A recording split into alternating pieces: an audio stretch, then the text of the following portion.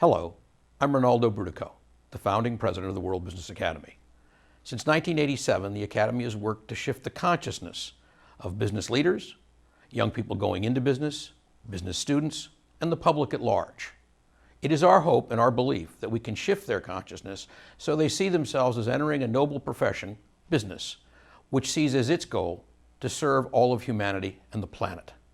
We believe it's time for business to take responsibility for the whole of society.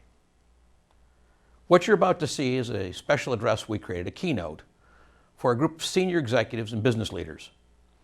At the end of that talk, we received so many requests for a copy of it, we decided to make this and provide it to you, the public at large, as well.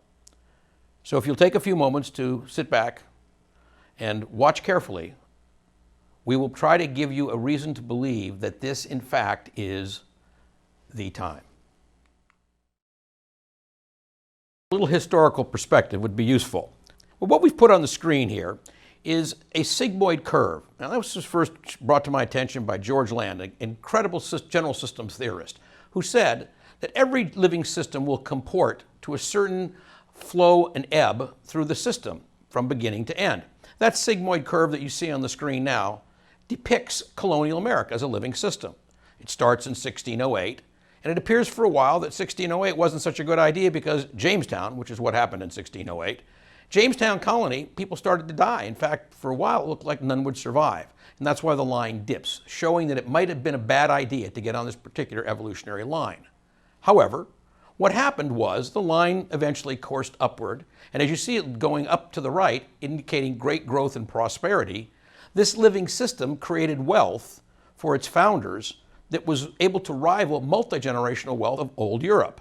So what happened? Well, some point at around 1740, a number of the best and brightest of these people, the people who had the mansions at Mount Vernon, like Washington, the people with the mansions and the enormous holdings in Virginia, like Thomas Jefferson, the people with the mansions on Park Avenue, like Adams, the people who were the toast of their societies in Philadelphia, like Ben Franklin, and on and on and on. We call them today the founding fathers and mothers. And what they did is they decided to commit an act of high treason. They decided to do the worst thing you could do in society at that time. They decided to rebel against the crown. And what they did is they started meeting in secret, starting around 1740. Because high treason, being the crime that it was, they met actually, for the most part, they met in Masonic lodges. And it looked like a bad idea. In fact, as you see that red line where we've called it U.S. as a republic, until about 1777, it looked like the idea of forming a republic called the United States of America was a bad idea. But in 1777, thanks to the Battle of Saratoga, which turned the war for the Americans, brought the French and the Spanish into the war on behalf of the Americans, and led ultimately to the victory for the Revolutionary War for the Americans, U.S. as a republic eventually was born. And if you can see, by 1800, an interesting thing happened. Colonial America ended. And this new reality, U.S. as a republic, became the dominant system. Now, how do we know that colonial America ended in 1800? Well, that's a very interesting point. Well, let me tell you how we know that. Because we did a survey in the United States of America, and the survey in 1800 asked the question, what percentage of the people, how many of you believe that you are Tories, meaning people loyal to the crown of England? Now, at the time of the Revolutionary War, just a few years earlier, approximately 40 to 50% of the American population identified itself as loyal to the crown, or Tories. By 1800, when the survey was taken, there were so few that responded that they were Tories that it was statistically insignificant. There were no more Tories. Interestingly enough, none were executed after the war. It just ceased to be relevant. And what happened in its place is we went to the next phase of America. It starts in 1740. Why does it start there? Well, it starts there because in 1740, a number of the best and the brightest from colonial America, the Jeffersons, the Adams, the Washingtons, the Paynes, they all dropped out. And they decided they needed something new. They were going to create this new activity. They didn't know what it was, but they were about to commit high treason. So when they started committing high treason, it looked very foolish because they dropped out of the curve, the sigmoid curve, which is colonial America, and they dropped into this new curve called the United States as a republic. Fascinating. And for a while, it looked like it was a very bad idea. And if you notice, around 1780, it started being a good idea, and the curve ticked up. Yes, Washington won that famous battle. And from there on out, America as a republic became very, very famous. Now, what's fascinating about that, and why we picked the date of 1914, and there was a certain number of squabbles that happened before. There was the Mexican incursion, there was the Spanish-American War, all of which Europe sort of thought of as a minor dust-up. That wasn't really the comings and goings of a great power. Well, what happened in 1914 was that the United States sent the Expeditionary Force under General Jack Pershing. And when they did that, all of a sudden, they tilted the balance of power in Europe in a way that hasn't changed from that day to this. All of a sudden, the United States was becoming industrial America. How did that happen? Well, you see this next sigmoid curve. In 1870, roughly, a number of very, very visionary Americans, people who didn't think of themselves as rubes or small-town countrymen, people like Andrew Carnegie, began to think of themselves as people capable of globe-straddling accomplishments. And it wasn't just the Carnegies who built the steel mills, and it wasn't just the Vanderbilts, and it wasn't just the Leland Stanford who built the railroads. It was all of them starting to think of how the United States of America could play this global stage role. How did they accomplish it? Well, they started thinking that if they were going to be really, really an interesting civilization, they had to look beyond the boundaries of continental America to see how they could play commercially in the world at large. And sure enough, something that we now refer to as industrial America was born. Of course, that came to an end too. And we have this as 1973. How did that end? We know industrial America ended in 1973 because that's when we discovered that our extreme economic prowess was dependent on a force we could not control, the Middle East. We desperately needed their oil. And when there was a cutoff, we were in chaos. Fortunately, something happened, though, before 1973. Some of the best and the brightest dropped out of the alluring call of industrial America and looked to a bigger picture. And that bigger picture was to see America as a globally dominant force.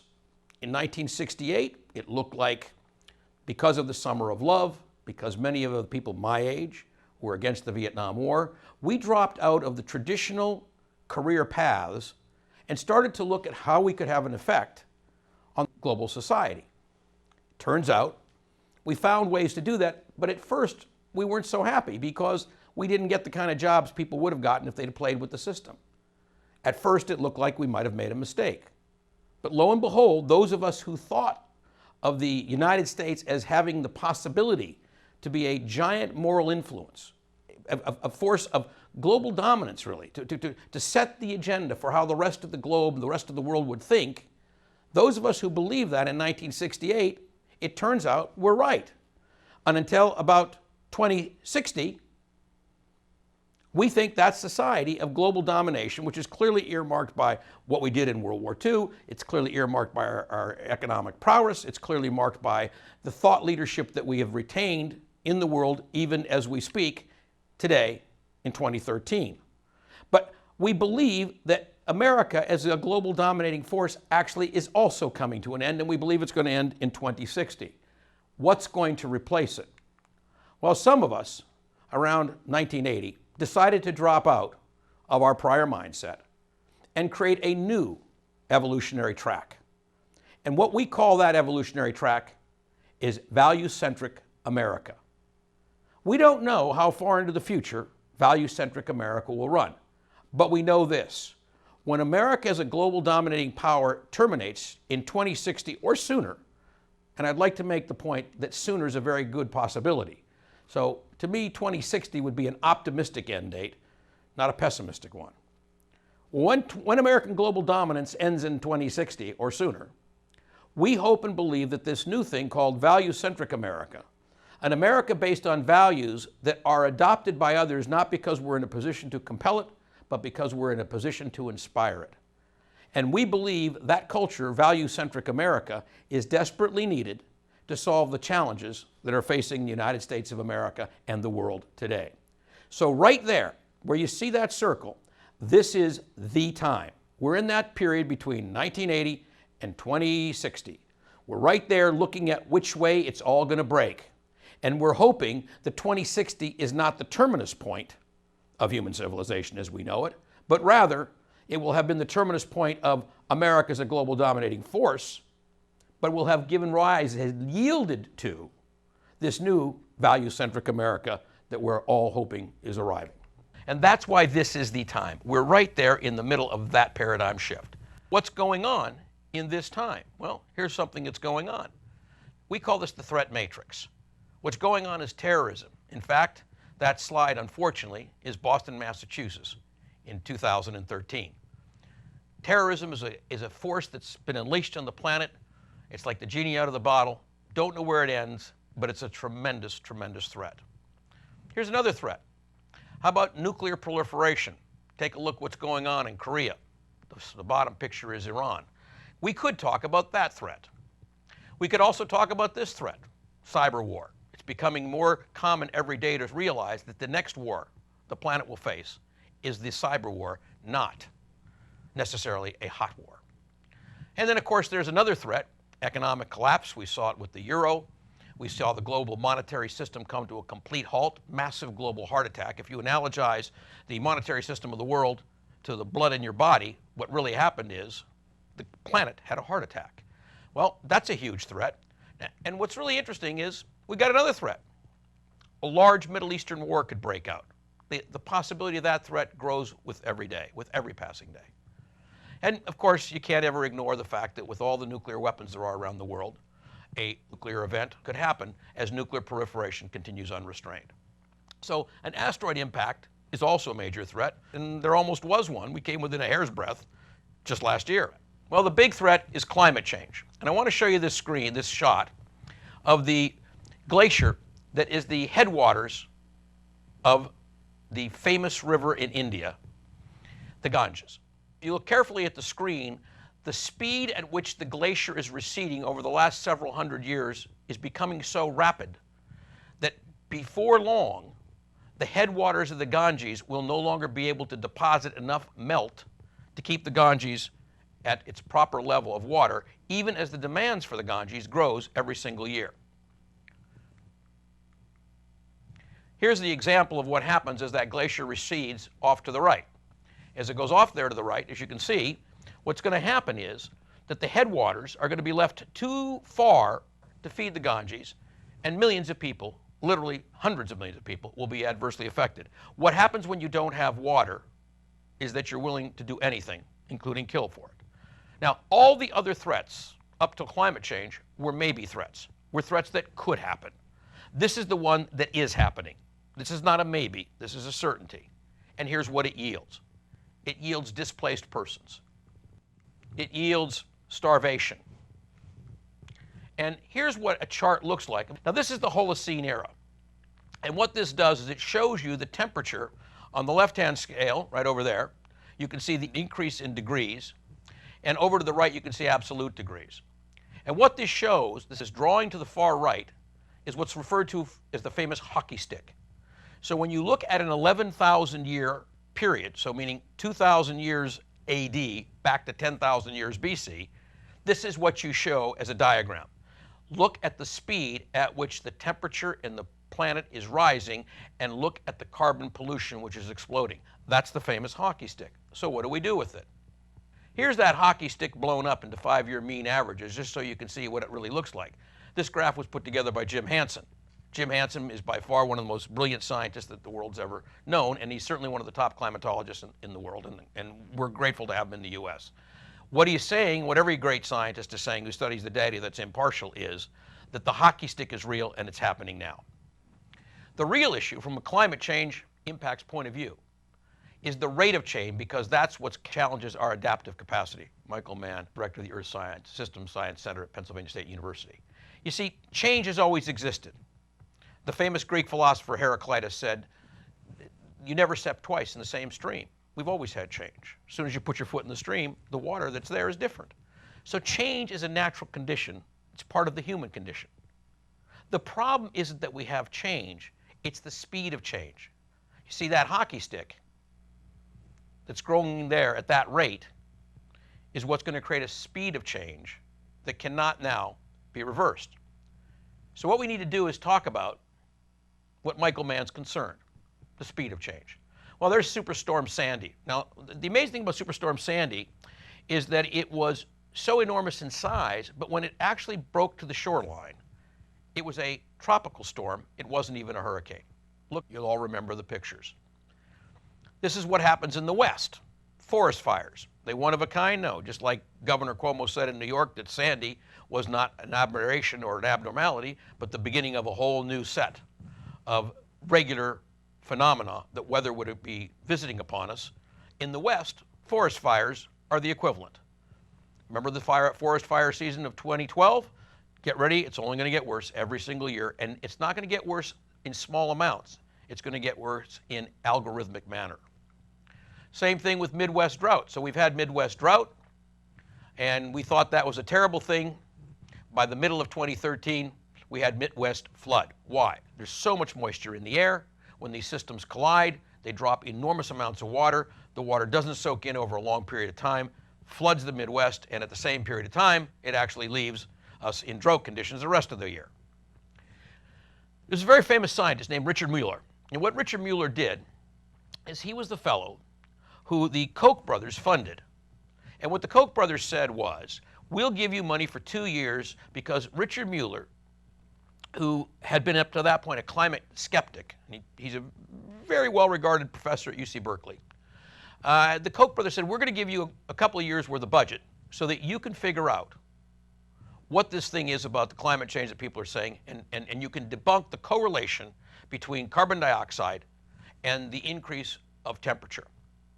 At the end of that study, much to the Koch brothers' chagrin and surprise, Richard Muller concluded, as it says on the screen, following an intensive research effort involving a dozen scientists, I concluded that global warming was real and that the prior estimates of the rate of warming were correct. I'm now going a step further. Humans are almost entirely the cause. So here's an example of climate change and its effect on summer-to-summer ice pack in the Arctic. Look at the enormous shrinkage between those two periods of time. One is 1980 and one is 2013. Here is an example of permafrost, which we thought was permanently frozen ground, which contains massive amounts of methane, sustained in a way in a frozen condition, so that as the permafrost melts, the methane is released. Now, the methane released from the permafrost is interesting because in Muller's study, he did not bother to take into account the effect of the release of methane from the permafrost, which is far more destructive of the atmosphere on initial release. Methane is roughly 40 times more destructive of the atmosphere, meaning it causes heating 40 times worse than carbon dioxide. Now, it does disperse quicker, but it's 40 times more dangerous chemical in the atmosphere upon initial release. That wasn't in Muller's study. So when he concluded that we have this enormous problem, and he concluded that CO2 was basically the cause of climate change, he did not additionally conclude what the incremental effects of the permafrost melt would be. He also didn't include the effects of the albedo effect. So an albedo effect means when you bounce light from sun off of an ice mass, it actually reflects an enormous percentage. About 62% of the light goes back in the form of heat and light back into the solar system. When you don't have that ice there, you end up with a huge amount of that particular sun being trapped. And that trapped sun then in the water or the dirt adds to the heating effect of now the methane that's been released, the CO2 that's been released, and the albedo effect is on top of that. And by the way, we had a study come out in early 2013 that showed black soot spots, which get deposited on the Arctic and the Antarctic from basically diesel engines and the like, industrial uses, actually collect at a much higher rate solar energy than the white surrounding snow, meaning that that too is additive to the albedo effect. That's additive to the methane release. It's additive to the CO2. So here's where you are today. This is kind of scary. If you look at where we, and by the way, those other lines on this chart are all the places where scientists previously predicted we would be. Notice that there's 3 different bands, and then there's the red line, which is really where we are. Those particular predictions by the IPCC have proven to be woefully optimistic. One of the reasons is because the IPCC is actually a political body, and you can't publish something from the climate panel unless you have consensus. We don't have that problem at the World Business Academy And so we actually predicted the red curve that you see, and as you notice, the line is dropping almost vertically down. Now, that corresponds to the hockey stick, which is why we would have expected to see it. So this is the time we believe that business is the institution. What does that mean? Well, what it means is that today we have an opportunity in business. If we choose, we can actually turn this around.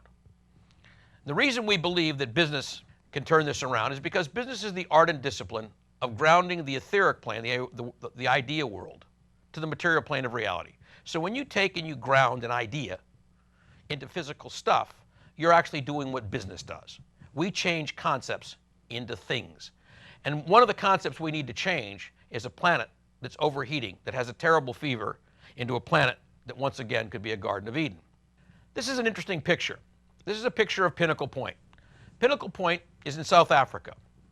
This is where, at the last ice age, somewhere around 195,000 years ago, about that time, the last remaining humans on Earth all were forced to the tip of South Africa. And they were forced there because the upwellings of the two oceans that collide off the tip of South Africa provide an extremely rich upwelling of nutrients. And those nutrients, in turn, feed mollusks and clams and crustaceans.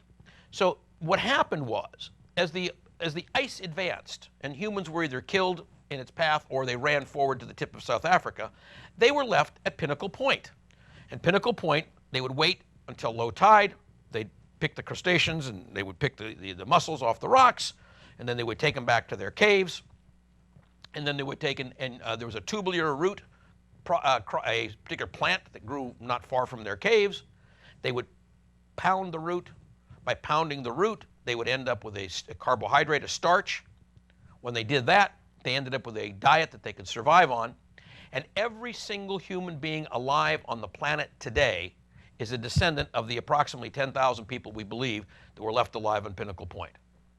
Now, that's where we came from, Pinnacle Point. And we got there because we didn't deal with climate change. We tried to run from it. So what do you do? Well, if you choose to do nothing, my advice would be find out where Pinnacle Point is and get there. You know, you can't do everything, but you can do something. And one of the things I'd like people to believe at this point of our presentation is that even if you don't think you can solve the entire climate crisis by yourself, what you can do is something. And that something you can do is what you ought to do. I love this quote by Edward Everett Hale. I am only one, but I am one. I cannot do everything, but I can do something. And because I cannot do everything, I will not refuse to do the something that I can do. What I can do, I should do.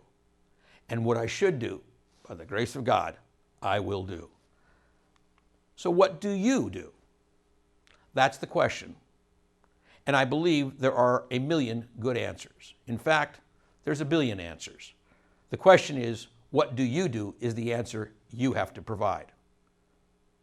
One possibility, if we've inspired you with the gravity of the situation and with the need for all of us to pull together, that you'll perhaps want to contact us at the World Business Academy. Join us. Help us create solutions to these incredible problems. Help us create solutions to these incredible challenges. Help us create solutions. Help us communicate the issues. Help us find other like-minded individuals who don't want to have to go to Pinnacle Point. That would be my hope for you, for me, for my grandchildren, my children, and for all the unborn at this time on the planet. I'd like to leave this place habitable, and I don't want to see them all have to live at Pinnacle Point. Thank you. If you found this presentation useful, please reach out to us through our website, www.worldbusiness.org, or send us an email at info@worldbusiness.org.